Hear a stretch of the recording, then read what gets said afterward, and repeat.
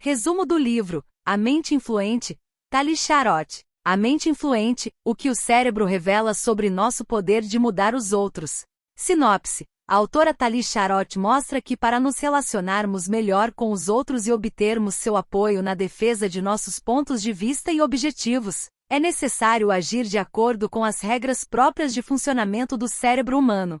Amparada nas mais modernas pesquisas e em diversos estudos de casos, apresentados de forma clara e instigante no livro, a autora do livro A Mente Influente mostra que a maioria das nossas decisões é movida pela emoção, em detrimento da razão. Ainda, ela revela que de nada adianta tentar mudar crenças e comportamentos alheios recorrendo a métodos que vão contra a maneira como a mente opera, como tentar mobilizar o outro pelo medo, insistir em apontar seus erros ou exercer controle excessivo sobre os mesmos. Resumo inicial: atualmente vivemos em uma sociedade na qual predomina a influência de uma pessoa sobre a outra. Pais tentando fazer com que seus filhos os obedeçam, médicos orientando seus pacientes, amigos persuadindo aos outros, empresas convencendo possíveis clientes, ou famosos influenciando seus seguidores nas redes sociais.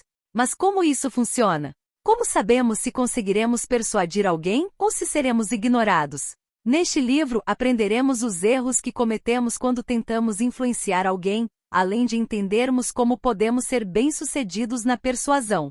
Segundo a autora do livro A Mente Influente, se quisermos influenciar os comportamentos e crenças de quem está diante de nós, precisamos primeiro entender o que se passa dentro da cabeça dessa pessoa e acompanhar como funciona o cérebro dela. O livro está dividido em 7 fatores considerados críticos pela autora: prévias, emoção, incentivos, instrumentalidade, curiosidade, estado de espírito e outros, os quais podem ajudar ou atrapalhar na tentativa de influenciar. Sobre a autora, a israelense Tali Sharot é uma neurocientista cognitiva. Trabalha no laboratório do cérebro afetivo do Departamento de Psicologia Experimental da University College London, no Reino Unido, estudando as bases neurais das nossas emoções e tomadas de decisão. No livro A Mente Influente, Tali ensina que precisamos primeiramente entender como nosso cérebro funciona e depois, poderemos usar esse conhecimento a nosso favor quando quisermos influenciar alguém. Prévias aqui são as crenças anteriores que temos sobre um determinado assunto. Será que é difícil mudar a crença de uma pessoa? A autora do livro A Mente Influente afirma que quando entramos em uma discussão sobre algo, temos o hábito de argumentar porque estamos corretos e porque a outra pessoa está errada. Parece-nos lógico usar dados e informações que defendam nosso ponto de vista. Entretanto, a autora nos explica que ao usarmos essa abordagem, esquecemos que estamos ignorando os medos, desejos, esperanças e impulsos. São esses fatores que nos tornam, de fato, humanos. Além disso, as crenças, quando bem estabelecidas, podem ser muito resistentes à mudança, independente de quantos dados usamos para tentar quebrá-la. A pessoa que recebe essas informações tende a aceitar tranquilamente aquilo que confirma suas crenças prévias, mas fica relutante em aprovar o que se opõe à sua visão. Na realidade, é possível que ela ainda crie contra-argumentos que fortaleçam ainda mais suas crenças originais. Isso pode ser intensificado com a facilidade que temos de encontrar na internet qualquer argumento para defender nossa visão, independente da visão que apoiamos. Algumas pessoas têm maior tendência de serem mais resistentes aos argumentos que se opõem à sua opinião, e de acordo com a autora, as pessoas com melhor capacidade de raciocínio têm maior probabilidade de distorcer os dados a seu favor do que aquelas com raciocínio mais lento. Sendo assim, ao discutirmos com alguém, não é recomendável fornecermos informações que contradizem a opinião alheia. A dica da autora é, em vez de dissipar uma crença solidificada, tente implantar outra completamente nova. Um exemplo: muitos pais se recusam a vacinar seus filhos com a vacina tríplice por acreditarem que essa vacina pode causar o autismo. Em vez de tentarem convencer os pais que essa vacina não causa autismo, pois isso geraria maior resistência, pesquisadores destacaram o fato de que a vacina previne o surgimento de doenças potencialmente fatais. E funcionou. Uma vez que os pais priorizam a saúde dos filhos, a solução foi criar uma crença, benefício das vacinas, em vez de tentar dissipar a crença anterior. Efeito colateral da vacina: emoção. A emoção gera grande impacto nas pessoas. Seja uma ideia, uma música ou uma história, ao usar a emoção, podemos mudar a mente de multidões. O neurocientista chamado Laurie Numeima estudou que a emoção promove uma interação social e a compreensão da situação alheia, logo, ela melhora nossa capacidade de prever os atos dos outros. Não é coincidência que os políticos, artistas ou qualquer pessoa famosa sejam aconselhados a usar a emoção para envolver qualquer público. Eles sabem que, dessa forma, conseguirão despertar o interesse, tornando a mensagem que querem passar mais estimulante. Se despertamos a emoção de outra pessoa, conseguiremos comunicar melhor nossas ideias e será mais fácil que a outra pessoa aceite nosso ponto de vista. É fácil partilhar sentimento, muito mais do que uma ideia, por exemplo. Segundo o livro A Mente Influente, as emoções viajam de uma pessoa para outra, entregando mensagens importantes. Mas como isso acontece? Primeiramente pela imitação inconsciente, por exemplo, quando alguém imita constantemente os gestos ou expressões faciais dos outros. A segunda forma é simplesmente uma reação ao estímulo emocional. Ocorre de forma natural. Se a informação passada for assustadora, reagiremos tendo medo. A magia da emoção é justamente que você não precisa fazer muita coisa, basta vivenciar seus próprios sentimentos, e você afetará a pessoa com quem está interagindo. Portanto, ao expressarmos nossos sentimentos, estamos moldando o estado emocional da outra pessoa e teremos mais probabilidade de que ela leve nosso ponto de vista em consideração. Incentivos. É possível influenciar outras pessoas dando-lhes o que chamamos de incentivos. Os principais incentivos que regem a humanidade são a dor e o prazer. As pessoas são motivadas a fugirem da dor física e emocional, da doença, das perdas, etc. Por outro lado, o prazer é uma emoção que todos buscam, seja em forma de recompensas, reconhecimento, carinho, etc. Mas qual é a melhor técnica quando queremos persuadir outras pessoas? Devemos oferecer-lhes uma recompensa ou alertá-los sobre uma possível perda? A autora nos revela alguns estudos realizados, e estes revelaram que o feedback positivo tem maior eficácia na influência do que o negativo, ou seja, quando se trata de suscitar a ação, as recompensas imediatas costumam ser mais eficazes do que o castigo futuro. Mas por que isso acontece? A explicação se dá através da lei da aproximação e do desvio, fundada pelo psicólogo Vinert Berger. Essa lei declara que nós nos aproximamos de pessoas, objetos e acontecimentos que acreditamos que podem nos fazer bem, e evitamos os que podem nos prejudicar. Em outras palavras, buscamos o prazer e nos desviamos da dor. Ainda segundo o livro, quando uma recompensa é oferecida a alguém, isso pode estimular a ação dessa pessoa. Por outro lado, se for suscitado o medo de uma perda, é mais provável que isso incitará uma inércia. Por isso, caso você queira que alguém haja rapidamente, prometa uma recompensa, crie expectativas positivas, mas não faça ameaça de punições ou dor. Uma dica: as pessoas são melhores influenciadas se a recompensa for imediata quando comparadas com recompensas que serão recebidas em um momento futuro. Em contrapartida, caso seu objetivo seja que uma pessoa não faça algo, avise sobre as más consequências, pois isso será mais eficaz do que a promessa de uma recompensa. Instrumentalidade. Para uma melhor compreensão, você pode substituir a palavra instrumentalidade por controle. A explicação aqui é que ninguém gosta de perder sua capacidade de controlar o ambiente em que vive. O fato é que nós tememos aquilo que é incontrolável mais do que aquilo que podemos controlar. De acordo com a autora do livro A Mente Influente, o controle tem relação com a influência alheia. Quando você consegue mudar a crença de alguém, automaticamente, você está exercendo certo controle sobre essa pessoa. Neste aspecto, a dica é: se você quer influenciar alguém, supere o seu próprio instinto de exercer o controle e considere essa mesma necessidade da outra pessoa. Afinal, há grande chance de ela resistir se perceber que perdeu o controle de algo. Aumente o senso de controle da pessoa sobre o seu mundo, e você aumentará a motivação e a observância. O mais interessante é que esse senso pode ser hipotético. A pessoa precisa apenas acreditar que está com o domínio da situação, mesmo que a escolha dela não afete o resultado final.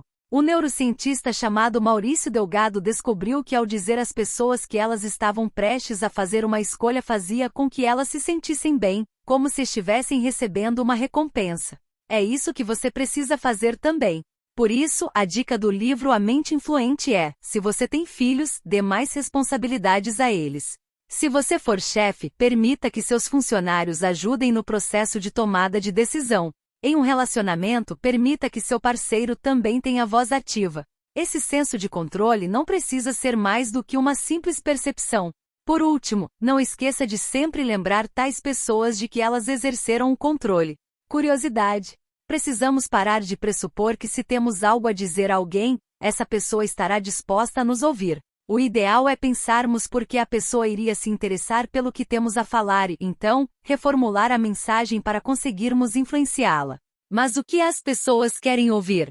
Segundo a autora do livro A Mente Influente, o ser humano tem um desejo intenso de saber sobre tudo, de preencher as lacunas em seu conhecimento. A ciência descobriu que o cérebro libera um neurotransmissor chamado dopamina quando recebemos uma informação inesperada, porém desejada. A dopamina causa uma sensação de satisfação, assim como nos sentimos quando recebemos uma recompensa. O conhecimento de uma pessoa afeta suas ações e também seus sentimentos. Segundo o livro, a informação é o básico de suas crenças e aquilo em que você acredita tem profundo efeito no quanto você é feliz. Mas como podemos usar isso a nosso favor quando queremos influenciar alguém? A autora explica que uma vez que a informação afeta nossos sentimentos, podemos usá-la para regular as emoções. Em outras palavras, as pessoas buscam conhecimento de coisas agradáveis e evitam aquilo que levará a pensamentos ruins. Portanto, se você quer influenciar alguém, transmita uma mensagem com uma ótica positiva, pois isso fará com que as pessoas queiram ouvi-la e, consequentemente, elas poderão ser influenciadas. Portanto, se você pode transmitir um conhecimento que satisfaça as lacunas de alguém, transmita. E lembre-se de reformular a mensagem para que essa informação não cause medo, mas gere esperança. Se você precisa chamar a atenção de um funcionário, por exemplo, não faça críticas destrutivas, mas foque no que precisa ser corrigido para que o trabalho se aperfeiçoe. Estado de espírito. Quando tentamos influenciar alguém, devemos levar em consideração o estado emocional da pessoa. Geralmente, pessoas que se sentem ameaçadas ou com medo são mais facilmente influenciadas do que aquelas que estão relaxadas. A explicação se dá pelo estresse. Quando uma pessoa está sob uma situação de estresse, todo o seu corpo sofre alterações, desde seu coração, seu sistema digestivo, imunológico e outros, inclusive o cérebro. Segundo a autora, o estresse pode mudar a forma como uma pessoa pensa, as decisões que ela toma e o seu comportamento. Ainda, ele muda a forma como alguém é influenciado por outras pessoas. Quanto mais estressadas as pessoas estão, mais facilmente elas mudarão de opinião em resposta a uma má notícia. Além disso, focarão naquilo que pode dar errado, criando uma visão completamente pessimista. Isso faz com que elas se tornem mais prudentes e atuem de forma conservadora, evitando assumir riscos. O que você deve fazer nesses casos então? A dica é alterar conscientemente o estado emocional da pessoa para vencer esse padrão. Quando ocorre um acontecimento positivo inesperado, a pessoa se sente bem e acaba se concentrando em como as coisas podem ser benéficas. Por isso, tente combinar a opinião que você emite com o estado emocional dela. Os outros. Desde o dia do nosso nascimento, estamos predispostos a aprender com as pessoas do nosso convívio, mesmo que seja de forma instintiva, sem percebermos. Praticamente tudo o que aprendemos vem da observação do comportamento alheio. Não precisamos, necessariamente, errar para adquirirmos um conhecimento. A influência nesse aspecto costuma funcionar longe da nossa percepção. É comum observarmos crianças imitando os pais, amigos adotando as mesmas preferências dos outros amigos, etc. Isso ocorre porque nosso cérebro acredita que o que é desejado pelos outros deve ser mais valioso. Quantas vezes você reservou um quarto de hotel após analisar os comentários e avaliações das pessoas que o reservaram antes de você? Isso poderia ser um problema se considerarmos que não temos uma independência, mas que vivemos pelos objetivos das outras pessoas. Entretanto, é possível tirar algo bom disso. Você pode afetar positivamente as pessoas que o cercam simplesmente servindo como modelo de um comportamento desejado.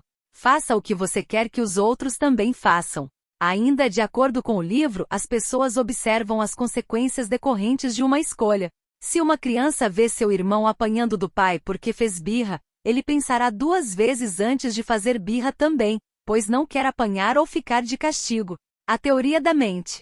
A autora do livro A Mente Influente explica sobre a teoria da mente, um truque que o cérebro usa para aprender com os outros. Essa teoria nada mais é do que a capacidade que temos de pensar no que os outros estão pensando. Estamos sempre imaginando o que nossos pais, pacientes, chefes, namorados estão pensando, e costumamos adaptar nosso comportamento de acordo com isso. Entretanto, essa lei não é perfeita e às vezes podemos chegar a conclusões erradas. É importante sabermos que nem todas as informações que temos são tão precisas quanto aparentam. Por fim, lembre-se de que assim como você é influenciado pelos outros, eles também são influenciados por você. Pense nos seus atos e como isso afetará aqueles que estão ao seu redor. Resumo final. O cérebro é uma máquina muito complexa e ao mesmo tempo muito interessante. Entender como ele funciona nos ajuda a conseguir alcançar nossos objetivos quando se trata de influenciar alguém. Além disso, podemos criar um impacto e evitar erros que outras pessoas cometeram. Use da linguagem, das expressões e das ações para isso. Recapitulando as principais lições do livro, não adianta tentar convencer outra pessoa insistindo que ela está errada e que você está certo. Tente criar uma crença e não mudar uma antiga. Se você quer que alguém faça algo por você, ofereça uma recompensa imediata, pois isso funciona melhor do que uma ameaça. Lembre-se de dar o controle da situação para a pessoa, ou, ao menos, faça com que ela tenha a sensação de que possui esse controle. Ao dar uma mensagem, foque no aspecto positivo, e não em situações pessimistas, assim as pessoas prestarão mais atenção. Coloque essas regras em prática, e boa sorte com a sua técnica de influência.